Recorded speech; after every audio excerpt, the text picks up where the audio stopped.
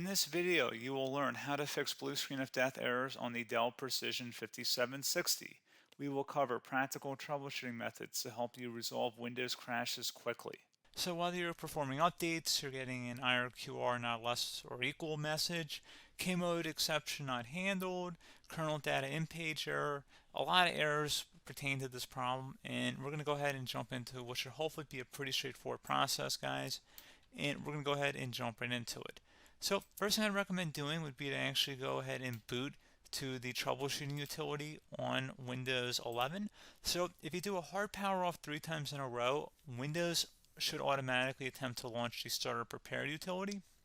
And if it doesn't find anything, it will give you the option to select advanced settings, in which case it will take you to a screen that looks like this. Now, if it does not take you to a screen that looks like this, or you're unable to get to that, you can also download the Windows 10 Media Creation Utility, or Windows 11. They probably will make a creation utility for Windows 11 at some point. And it doesn't really matter, you can actually run the Windows 10 utility on Windows 11 as far as I'm aware. And you should be able to run the troubleshooting utilities built in within it. So you just would go ahead and download it to an ISO file and then burn it to a DVD or USB. It'd have to be about 4 gigabytes or more. It couldn't be a small USB flash drive, and it couldn't be a CD. It'd have to be a DVD. And then you'd boot your computer from it. So depending on the computer manufacturer, you'd have to tap a different key on your keyboard in order to launch that menu, in order to select what boot drive you want to go off of. So it could be anything between the escape key, F2, F8, F12, for example, and those are the function keys on the top of your keyboard. So you may have to just do a little bit of trial and error. Shouldn't take you more than a couple minutes. Googling it would probably be best before you even begin. But anyway, we're ready to go ahead and jump right into it. So we're on the choose an option page. So these will look very similar whether you're booting from it directly within Windows itself, or if you're plugged in a USB flash drive with the media creation utility installed and you selected the recovery option.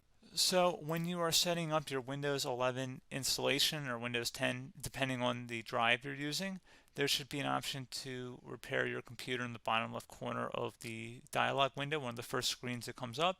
You go ahead and select that, and then it would take you to a troubleshooting screen like you see here. And you want to go ahead and select troubleshoot, reset your PC, or see advanced options. And then there are going to be a whole bunch of options in here that we're going to explore in today's video. The first one, we're going to actually go underneath advanced options and then select startup prepare, fix problems that keep Windows from loading. So go ahead and select that first.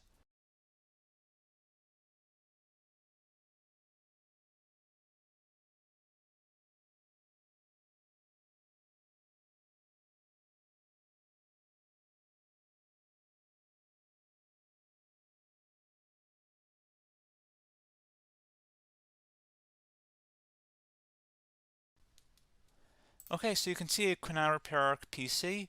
That was our first option we could try. Something else, if we go back into advanced options here and then select troubleshoot, we're going to go underneath advanced options again.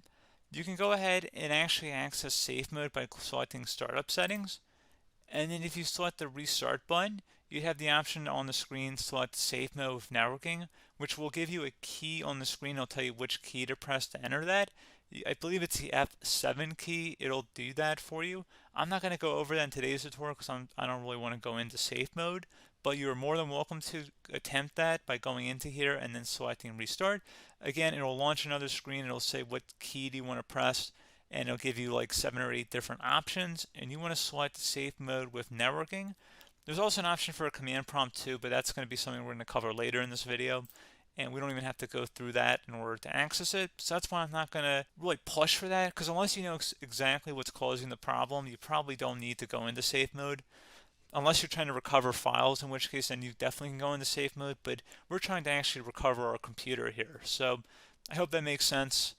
Something else we can also try here as well would be to uninstall updates, remove recently installed quality or feature updates from Windows. So if you go ahead and select that, you can uninstall the latest quality updates, which generally is the more day-to-day updates. Feature updates are the less regularly released ones, like the big ones.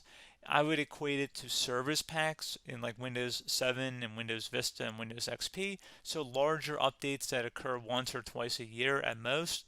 And the quality updates are more just a regular update. So probably obviously depend. It'll take longer if you're going to try and uninstall the latest feature update versus quality update, and maybe you don't need to go back that far. So just giving you guys a couple of pointers with that. Something else you can also look at here, and we're going to jump into the command prompt in a little bit, but you can select System Restore, which will use a restore point recorded on your PC to restore Windows. And this is something I would highly recommend here, guys. So select Next. Assuming you have a restore point saved on your computer, you go ahead and select the most recently created one, and you'll select Next, and then you'll select the drive. You shouldn't actually have to select the drive. You can scan for affected programs, but we're going to keep it all default here, and then we're going to select Finish. So once started, System Restore cannot be interrupted. Do you want to continue? I think we're going to select yes. I don't think we have anything better to do on our computer right now, so just give it a moment here to initialize. It will take a couple minutes to run, obviously depending on how large your hard drive is and how much is saved on the System Restore point. So just give it a couple minutes here.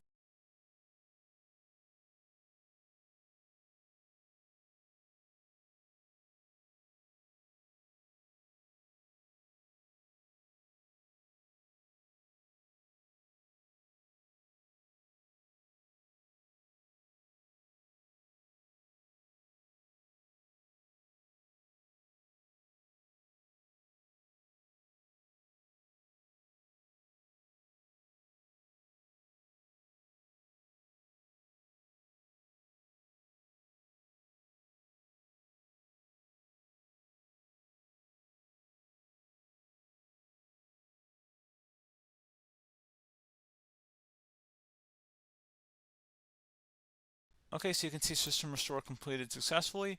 The system has been restored. Your documents have not been affected. Click the Restart button to restart your computer. Go ahead and select Restart.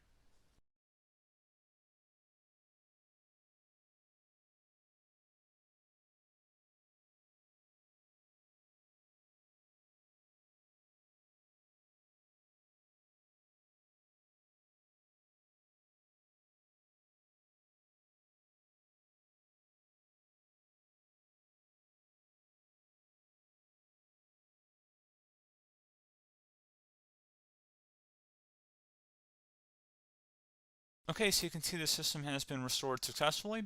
We're going to go over a couple different methods in addition to that if that did not work. So I'm just going to pause the video and we're going to start back on the recovery screen that we started with.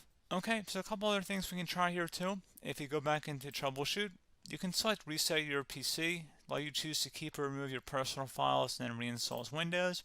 You can select to keep my files, which will remove apps and settings but keeps your personal files. You can also select remove everything, which will remove all of your personal files, apps, and settings. So this is more of a factory reset, the second option here. First option, it should not delete all of your personal files. However, it will pretty much clear most of your programs. And keep in mind, there's no guarantee that your information, number one, is even still available and easily recoverable on your computer to the point that you actually would be able to recover anything. And the second point is that there's always a chance that it won't actually recover and it will just do a factory reset anyway. So there's no guarantee that actually would keep your files anyway. So I would recommend trying to get a recovery tool and backing that up first before selecting it anyway. But again, those are a couple of different options. And then something else you can try here if you go back to the choose an option. Another option, if you go underneath choose an option and select troubleshoot, advanced options, and now select where it says command prompt. Okay, so the first thing we should do is type our main hard drive here. In most cases, it should be the C drive. So you just do a C colon and then hit enter on your keyboard. So once you're underneath the C drive, we're going to type in dir and then hit enter on your keyboard. It should have program files, users, and Windows all in there. That's how you know you're in the right directory.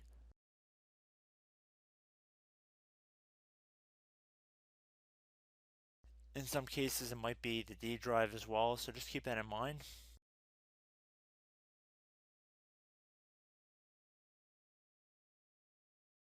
Next thing we're going to do is type in cd space /Windows /system32 /config,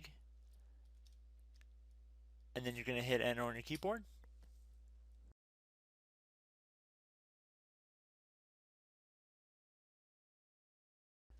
So now you're going to type MD space backup. If you've seen other tutorials, it might also say to put down MD backup. That's because the backup name is pretty common when you want to back something up. So you can name this whatever you want, doesn't have to be backup. So if you've already made a backup folder in the past, you could do backup 1, for example. So once you're done setting the name you want the backup to be called, hit enter on your keyboard again.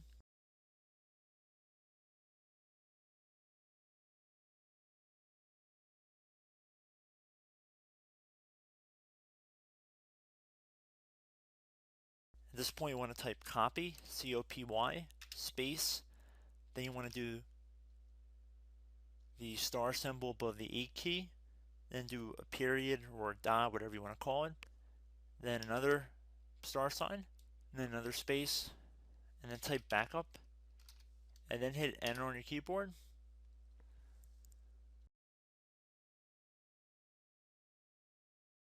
Now you want to type CD reg back, R-E-G-B-A-C-K,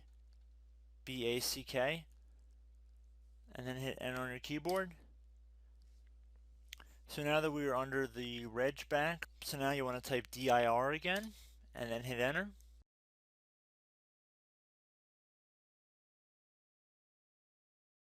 So now at this point we're going to type copy again. So copy, space, star sign, dot, another star sign, space, and then 2 dots. So we're going to type copy, space, star sign, dot, sign, star sign, dot, dot, and then hit enter on your keyboard again. So for overwrite, you want to overwrite all. So type A on your keyboard, so capital A, and then hit enter on your keyboard.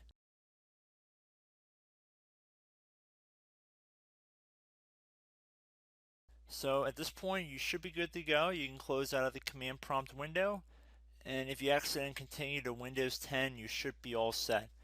So I hope one of these 3 or 4 different methods we went through in this tutorial helped you guys out.